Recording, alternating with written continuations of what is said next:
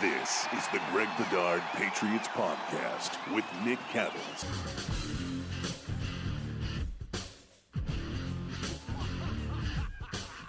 Well, that was fun. Of course, now we talk about the New England Patriots, the 1 seed in the AFC as they head to their bye week after beating Buffalo on Monday night. A lot of thoughts on this game. Greg, let's start here. In the preview, you talked about how the Bills were constructed to beat the Patriots, except for 4 swing spots. So let's circle back to that, and let's break down each of those swing spots and see how Buffalo did. We begin with the crying, whining Sean McDermott. Your thoughts on McDermott, how he handled the game, and I'm sure you have thoughts on how he handled the postgame as well. Yeah, I thought that it was a TKO for Bill Belichick in this realm. And this was the type of game. And look, we didn't talk about it at the time, but I hope everybody understands that I said that the Bills outside of these 4 spots were perfectly constructed to beat the Patriots under normal weather conditions, not in tropical storm. Actually, it was worse than I've covered games in tropical storms. That game, and I actually got to go back and look at it. That game reminded me. The only other comparable game that I've covered, and of course I started covering the Patriots in 2010, was 2007, Brett Favre's final season in Green Bay.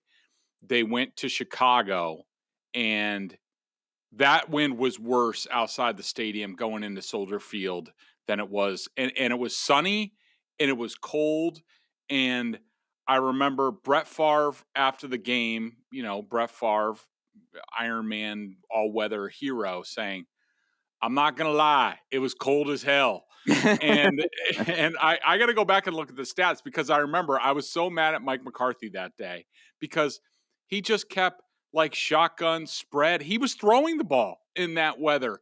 And I think they ended up losing to Kyle Orton and the Bears that game, the year that they went to the NFC Championship game. And it just shows you how coaching matters. And it mattered huge on Monday night that Bill Belichick knew before anything even started exactly what kind of game it was going to be, how he was going to have to manage the game.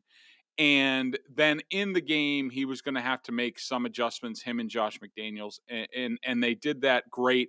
Whereas the Bills they could not get a handle on anything. I mean, Sean McDermott, and we talked about it on the podcast last week about McDermott and about how for some reason the Patriots bring out the worst in him. He loses his stuff all the time. It trickles down to the team. It affects the team. This was that on steroids. He just, when he doesn't have control of the game, when his team's not playing like he wants them to, he can't handle it. And I thought, the blown timeout, the blown challenge, they had to take another timeout. It left them with only one timeout. The whole, the coin toss and I think Belichick won the game, or at least showed that he knew what was going on more than McDermott on the opening toss, because the Bills won the toss and they deferred the choice to the second half. Yep. And I didn't realize this turned the game, and I tweeted it out once I realized it, that there was a rule change a few years ago that, you're deferring the choice to the second half. So, but just sticking with the first half. So the Bills defer. Now it's the Patriots' choice. And the Patriots have a choice to kick, receive, or defend. And I think in that moment, Belichick basically played a Jedi mind trick on Sean McDermott. Bill could have taken the wind if he wanted to. He could have said, "I want the wind in the second quarter." He didn't do that. He took the ball, I think knowing that Sean McDermott, if you can follow me here, that Sean McDermott would say, "Well, there's no way I'm going to give them the ball and the win to start. They're going to get the lead on us, and it's going to be tougher. So I'm going to make them to go into the wind." It almost worked for them after, the Patriots' first 2 possessions or first 2 punts were almost disasters. But it didn't. It all worked out for the Patriots, and I just couldn't believe at halftime, and I tweeted it all through halftime. Of course, people on Twitter are telling me, "You're an idiot. There's no way they're not going to take the ball. You got to take the ball, blah, blah, blah." And I was like, I don't know. If I'm McDermott, I come out there and I say, we want the win in the fourth quarter because this game's going to come down to the fourth quarter. And that was huge because the Patriots made their field goal to start the fourth quarter. the Bills missed their field goal into the wind, and then because of that, they had to throw on 4th and 14. They couldn't kick a field goal to win the game, and so I think McDermott was completely out of it. I thought Belichick completely dominated him, and I think that the weather just exaggerated how big of a difference that the Patriots have in terms of coaching, and it was a huge win for Belichick over McDermott, and it left McDermott knew it, Nick. I mean, that's why he said what he did in his press conferences. Yep. He knew, he was embarrassed. He knew that Bill Belichick just badly outcoached him, exposed him, and he did everything in his post-game press conference to say, oh, it wasn't my fault. It was everybody else's fault. It was Brian Daboll's fault. It was the player's fault. It was the fumble, Breida's fault for fumbling. All that stuff. He just could not handle it, and the whole night I was just chuckling to myself because it was what we talked about last week on steroids. Yeah, I thought, look, the Patriots dominated that game. It was the N'Keal Harry punt, which was a disaster. I don't know why he's back there, especially given the conditions. Mm-hmm. That backfired immediately. I thought that was Belichick's biggest misstep, having Harry back there. It made no sense to me. I know he did some in college, but he hasn't returned a punt for the Patriots. It's unbelievably tough conditions, and you throw the guy out there. As a head coach, you got to put your players in a position to succeed, not fail. And I don't think they did that with Harry on Monday night. But, you look at that, fumble off the face mask, whatever you want to call it, and then the awful roughing call, which was just garbage. And, I saw, I don't know if it was you, somebody tweeted McDermott, and he's pointing. I think it was you. Yeah, I did that. Yeah, it was me today. He's pointing like, oh, roughing the road. That is such a trash call. Your quarterback is a runner. He's jumping towards the first down marker. I don't know what you're supposed to do if you're Bryant in that situation. Do you let him just leap to the first down and go, here you go, congratulations, in this to you? Or you push him out of bounds like he did. I thought it was an awful call. I thought what was worse than the call was the postgame from the Bills. Are you kidding me? Not just McDermott, but Poyer, Hyde. They're asked about being embarrassed because of the run game, and they got all defensive and butthurt over it. So, if you take away one big run, no, Chuchi, they ran for 222 yards. If you take away the one big run from Harris, they still ran for over 160. And you knew they were running the football. Bill Belichick and Josh McDaniels, once that first quarter was done, it was clear they were not throwing the football very often on Monday night. And your run defense still could not stop Ramondre Stevenson and Damian Harris to a lesser extent after the big run because he got the hammy. But you still could not stop the run. You should have been embarrassed. You should have taken that personally. And instead of getting defensive, you should have taken accountability. And I tweeted this at Nick C Radio if you want to follow me. I tweeted this, I think it was yesterday. I tweeted yesterday that, true teams, true winners, teams that can figure things out, it's all about how they handle adversity. And last year, everything went great for the Bills. They were pretty much healthy across the board. Their quarterback played the best season I think he'll ever play. Everything went great. Patriots had a down year, Cam Newton, all that stuff. And we talked about it, Greg, last week. When the Bills won in Buffalo last year because Cam fumbled, Sean McDermott's throwing a parade. Guys are doing cartwheels on the field. If you could drop confetti, they should have dropped confetti. Seriously. And now this year you lose, and it's just a bunch of whining. Like, you have to handle adversity. You've got to take – if you're Sean McDermott, what do we always hear Belichick say? And he's not some, great media guy as we know. But Belichick, 99.8% of the time, will always start after a bad game. It starts with me. It starts with the coaching staff. We have to coach the players better. And like you said, McDermott's out there pointing fingers. I thought it was an absolute embarrassment the way they handled that postgame. And I honestly can't wait to see what happens in a few weeks when they play again at Gillette, when the Patriots will actually probably throw the football. I can't wait to see how they all react to that. The other swing spots. Josh Allen, what'd you think? I went through it Because first of all, I heard my guy Michael Felger, who has a very weird obsession over Josh Allen. He was still gushing about Josh Allen yesterday, and I don't know if Josh Allen is his illegitimate son, that he had some sort of wild road trip when he was young out to California, or it's some sort of I don't know, some sort of physical attraction to Josh Allen. But I went through it and I said, you know what, for craps and giggles, I'm gonna grade him like I would Mac Jones. And I went through it and I had 5+ plays, and some of those weren't even completions, like the throw to Stephon Diggs that he dropped in the end zone. But look, you gotta factor in the elements in this thing. Like receiving a ball, like, all right, it's one thing to throw it, but it's another thing to, like, the ball's probably bouncing up and down. Like, that's why you're not throwing it deep in those conditions. Like, a lot of stuff can go wrong. And I had him for 11 minus plays, including 3 turnover worthy plays. Woof. You know, Look, I thought he played fine. I did not think he played bad. Considering the elements, I did not think he played bad. But a few things. You know, I cover Brett Favre. Brett Favre does not lose that game. And that those conditions are exactly why you have Josh Allen. There's strong winds. He can throw it through a wall. He can run the ball. He's big. He's strong. He's everything you want on a game like that. He's basically the bizarro Mac Jones. Like, whatever Mac Jones isn't, Josh Allen is. And he's designed to excel, or at least be the best player on the field in a game like that. And I didn't think he was. I thought, I'm sure Felger will say, well, he made some great throws in that weather. Yeah, you know who else would? Jeff George. And Jeff George might have won that game. Jeff George could throw it through a wall too, but that doesn't mean he's a good quarterback. He left the pocket early and missed open guys like 6 times, trying to make a hero play. Terrible plays. He screwed up the first drive of the second quarter.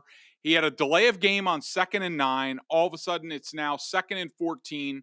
The sack was his fault. Made a great throw on 3rd down, but it was too little too late. Terrible final 2 plays of the final first drive of the 3rd quarter.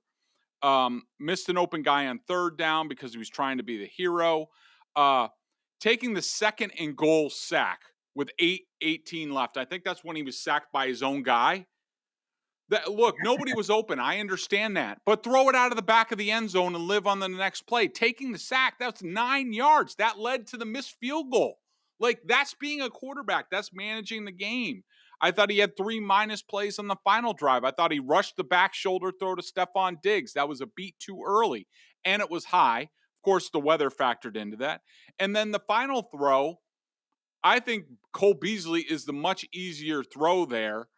He doesn't do that. And then if you watch it from the coach's film from behind, that throw to Stephon Diggs, he tries to throw a touch pass. Like, you got to know what the conditions are. And how am I going to have to throw this ball? Where can I throw that type of ball? He can't throw it to Diggs. He's got to throw a line drive pass. And what he tries to do is he tries to throw a touch pass where Diggs can go and get it.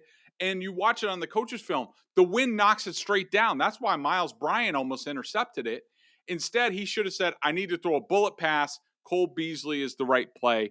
I just did not think he played that well.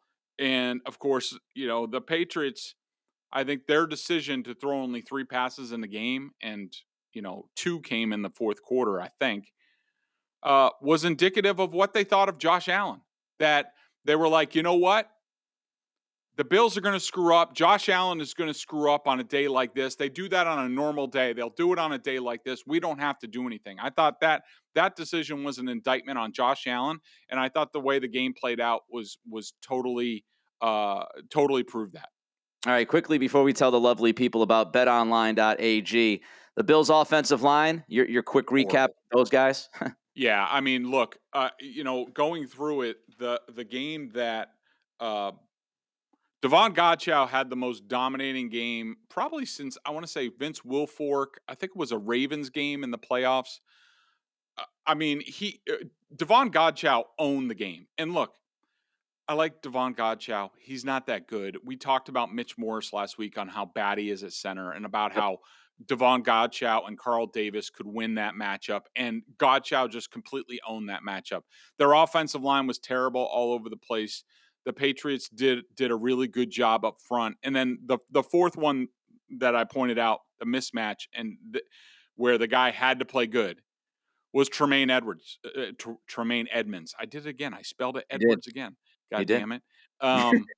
But you just look at the two biggest runs, in my opinion, that the Patriots had in the game. The touchdown run, Edmonds is completely runs himself out of the play. And then the Yep. other big one, and they even broke this down also, I didn't see this till after the fact. I broke down 2 running plays on my 3 plays to a victory. The Damian Harris touchdown, and then to me, the Ramondre Stevenson 10-yard run on 2nd and 9 at the end of the third quarter was probably the second biggest play. The third one was probably the Jonnu Smith catch, because both of those last 2 plays, the Smith catch and the Stevenson run, flipped the quarter. If the Patriots come up short, if they don't get anything on those plays, the Bills probably call a timeout. The Patriots have to punt into the wind, and it's a little bit of a different game. The Patriots convert there, it flips to the next quarter and gets them the win behind them, and they both yield field goals. And I thought the Stevenson 10-yard run off tackle, that's another play where Edmonds and also Milano just they don't go over the top, they don't scrape over the top, they get caught up. It was just Tremaine Edmonds was not good in this game. He was completely exposed, like I thought the Patriots would, and he was a huge reason why the Patriots were so successful on the ground.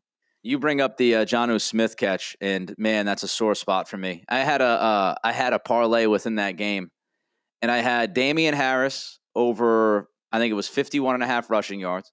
I had Damian Harris as an anytime touchdown score. Boom, 64-yard touchdown. I got 2 of my 3 in the parlay.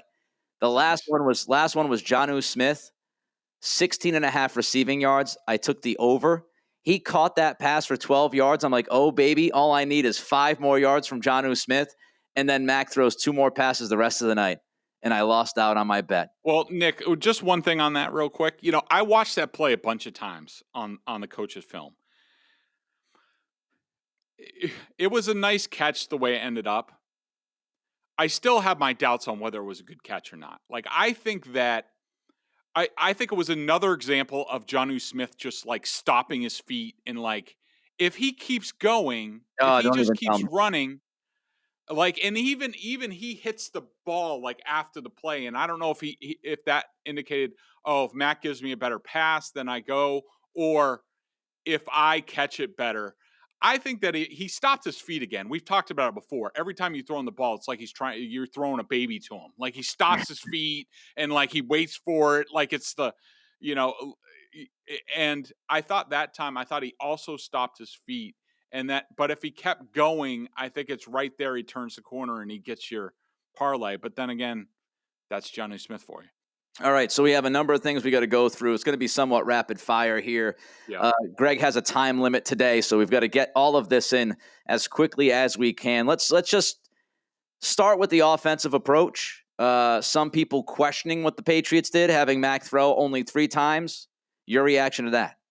I just don't understand it. I don't understand these people. And now, these people who say this crap now, when they're yelling at Josh McDaniels, to, what are you doing on third down? It's just ridiculous. They won the game. The game played out exactly how they wanted to. What? It was too close at the end for you? You were afraid of Josh Allen? The Patriots obviously weren't afraid of Josh Allen. They kept giving him the ball back. They knew he wasn't going to score. And if it wasn't for N'Keal Harry's muff, I called it a fumble. And, God forbid, people are like, no, he actually never possessed it. It was a muff. Okay, so there's that. But if N'Keal Harry doesn't do that, and that was the one thing that you can question Bill Belichick about, like you said, what the hell is he doing back there? If he doesn't do that, the Patriots win that game going away. And look, Belichick knew what kind of game it was. He knows what he has in his team. I'm sorry, Mac Jones on that night was not going to be a good thing. I mean, the completion to Jonnu Smith, it could have sailed over his head and into somebody's arms. Like, they just knew, as long as we play disciplined and mistake-free, and the Bills keep going with light personnel against them, and they have a personnel advantage, we're just going to keep doing that. So I think those people are absolutely crazy and you still hear people calling in sports talk radio like, why did they throw here? Why did they do that? Like, just shut up. They won the game. That's all that matters. Just shut up.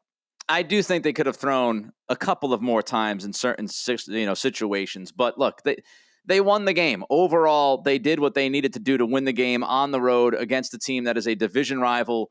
They kept their 1 seed. It worked, right? So even if I did not think that it was always the right thing to do, it worked. So at that point, I have to shut up and say they're the 1 seed going into their bye. The analytics crowd, they have trouble with a game like this, Greg. What do you have to say to the analytics peeps?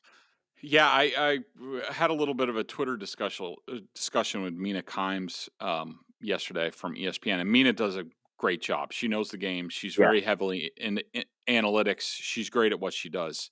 I just think sometimes she gets a little bit too much into the analytics, and the analytics crowd doesn't understand this game. Like they can't compute like that. Basically, they're like, well, the Patriots could have made better choices, but it was just the Bills screwed up. They don't understand that that's all part of the decision making. Like, no chart tells you Belichick went into this game and he's like, Josh Allen, Sean McDermott, those guys, they are going to make mistakes. I know they are going to make mistakes. I don't have a chart that's going to show you that because this is unprecedented, these conditions.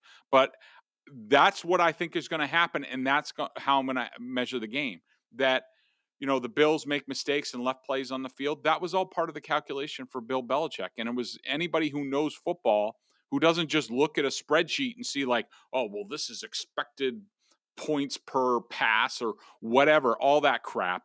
Like, if you went into that game, you're thinking, all right, well, the Patriots are the more disciplined team. They don't turn the ball over. Like you said, in our preview pod, the Bills had turned the ball over like 11 times in their last 4 games or something like that. And that's in good weather conditions.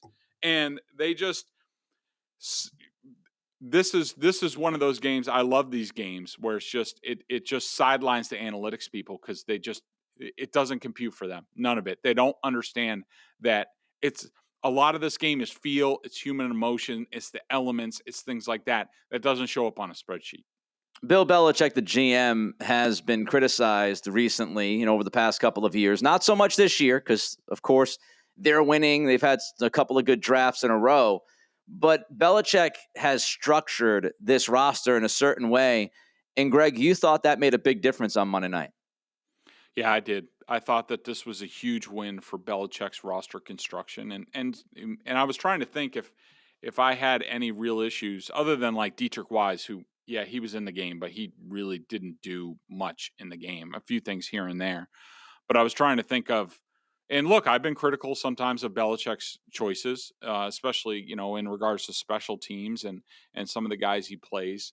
But I can't think of any guys in this game that I've had a big issue with. I mean, even Godchow, he did not play good early in the season. I don't care how he played, in this game. That has nothing to do with previous weeks.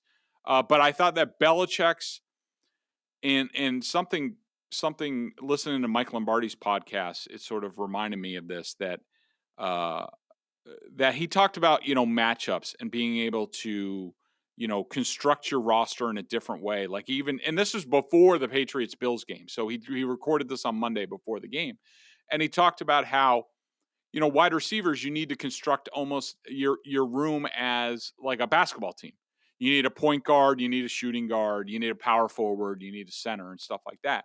And I think Belichick, look, Lombardi worked for a long time for Belichick. He believes the same sort of things. And I think that the Patriots' ability to, before this game, call up like Daniel Ukulele or whatever that guy's name is, who had a sack in the game. I had no idea who that was when he made this. I know. When he made the sack, I was like, who the hell is 95? Yeah.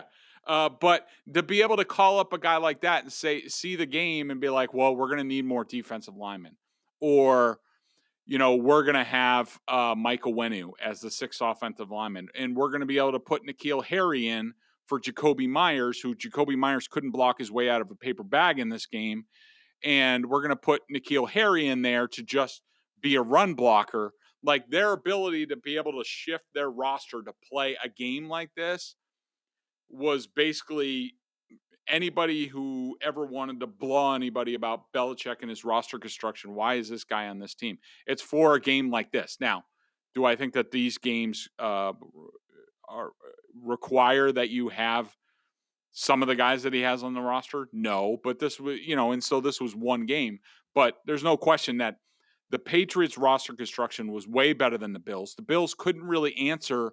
The Patriots, their best runs came out of their tank personnel.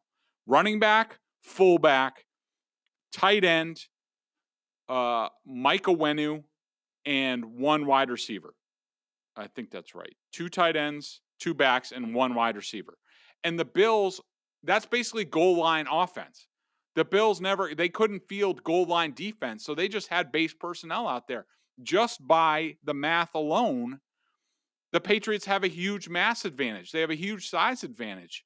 When the safeties come up, they're going to have to take on Jakob Johnson or Jonnu Smith or Right. Mike Owenu. Like, it's just math. And so the Bills couldn't match up. The Patriots won the game even before it started. Belichick loves Sun Tzu.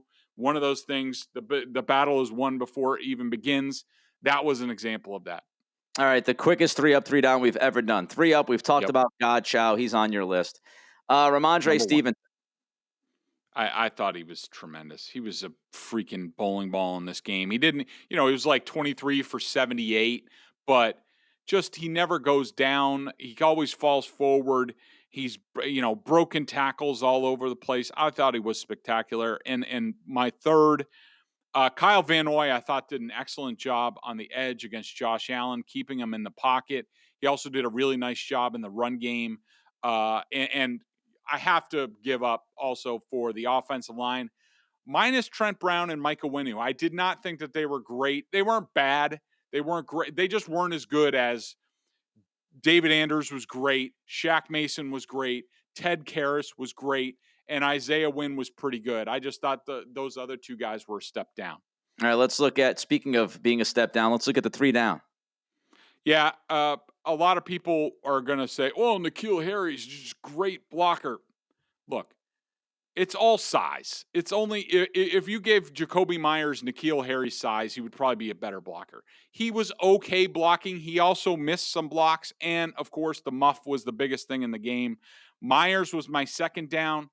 He could not block in this game. He could not hold up physically. I think that's why part of the reason why they went to N'Keal Harry and those formations.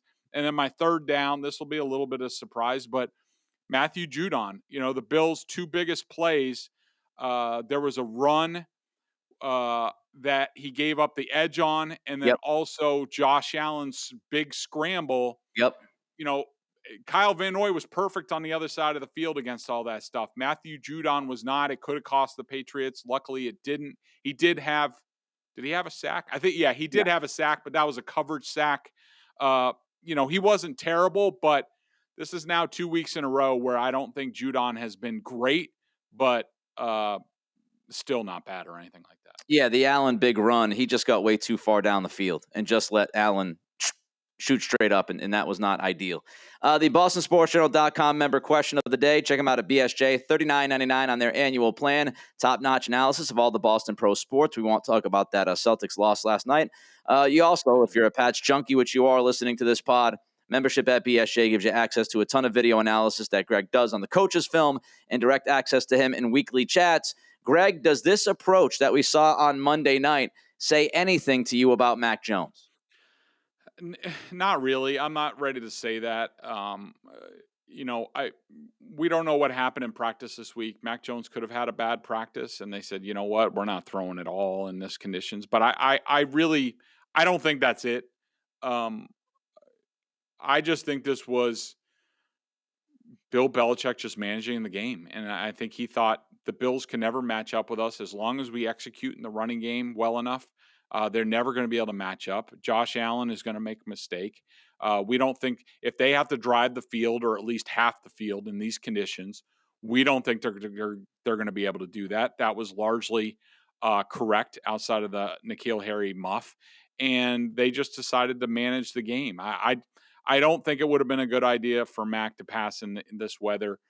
Sometimes he's challenged with his arm strength.